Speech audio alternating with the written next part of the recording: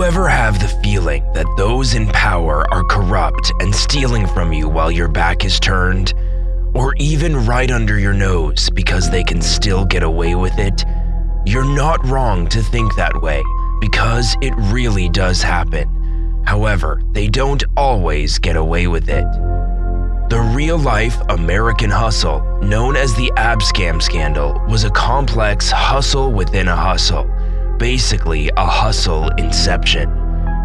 It was an undercover operation that saw the FBI call in 6 congressional representatives and 1 senator for bribery and conspiracy, which is a decent haul of influential figures by anyone's standards. The controversial part of the scandal is that it required the FBI to walk a moral tightrope over an abyss of even worse corruption to be able to pull it off. Because if Hollywood has taught us anything, stings always work best when they're accomplished with a tremendous dose of corruption, just like the schemes they're trying to bust. Corruption and bribery in government has become so commonplace, we're now more shocked when it doesn't happen. We're more likely to throw someone in jail if they're clean because they clearly can't be trusted. Back in 1980, Abscam grabbed the public's fascination, and over 30 years later, with a movie inspired by the events in the bag, it seems as though there's a strong appetite for nostalgic corruption, even amongst the more tedious and clinical modern crimes that we're used to. Now we call them lobbyists, but a few decades ago they hadn't yet dressed up the bribery to the point where it was considered legal. Instead, Abscam exposed massive sums of money exchanging hands for government favors, and it was all caught on tape, like a twisted version of the television show Big Brother, only this time the contestants get to go to jail. The whole thing can be summed up by Republican Michael Ozzie Myers, who said on tape, "Money talks in this business and bullshit walks." Abscam started off as an operation to uncover stolen art. In Long Island, Abdul Enterprises was a fake company set up by the FBI to recover the art by posing as wealthy Arab sheiks, which led to the operation being known as Abscam. The procedure led the FBI down a rabbit hole of underworld activities that even Hades himself would be proud of. A fake stocks and bonds operation stopped the sale of almost $600 million worth of fraudulent securities.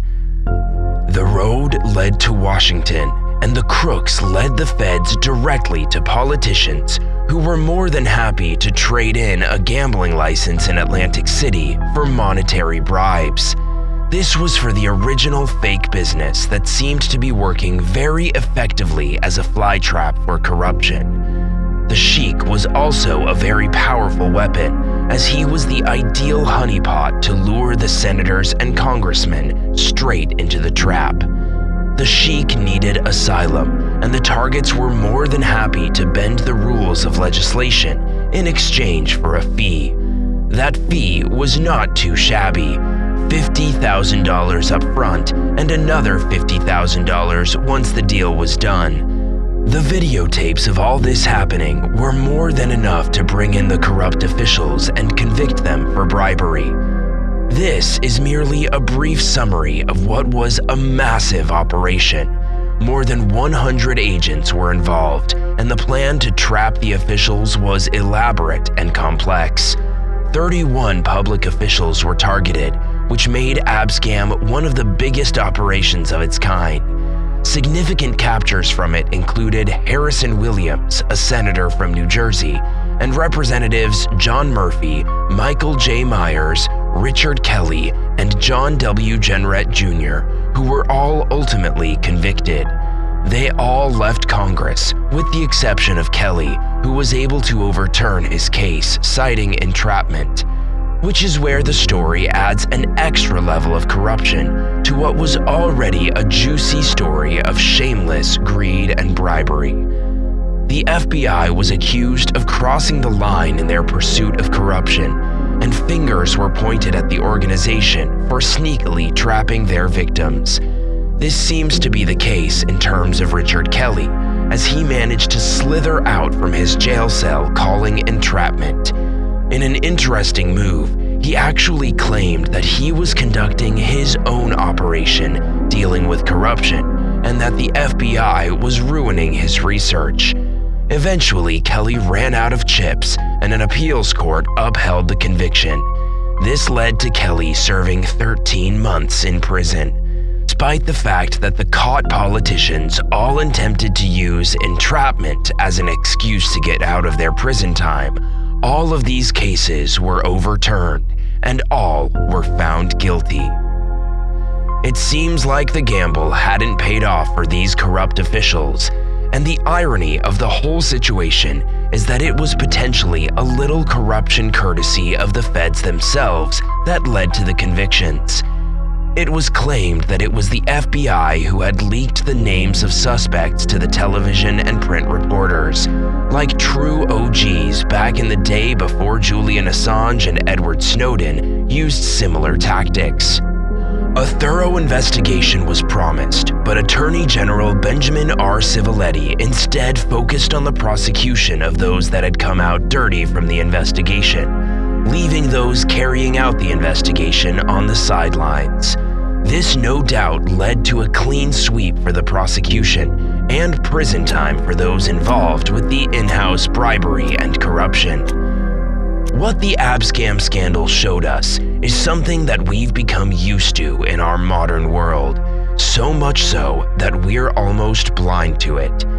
That exchanging large sums of money for political favors happens every single day behind government doors, but is now simply known as lobbying.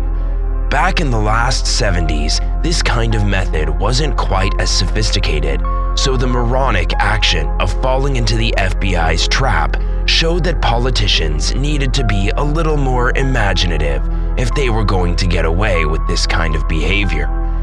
The operation also called into question the methods that government agencies, like the FBI, could use to catch crooks, which in turn led to more strict regulations, meaning that a sting like Abscam will probably never happen again. Despite the fact that rampant bribery and corruption is no doubt still alive and well in Washington. Do you think the tactics the FBI used in the Abscam scandal were entrapment? Let us know in the comments below, and if you'd like to see more videos like this one that take an in-depth look into the greed and corruption of the elite, then be sure to like the video and subscribe. Until next time, this is Eat the Rich.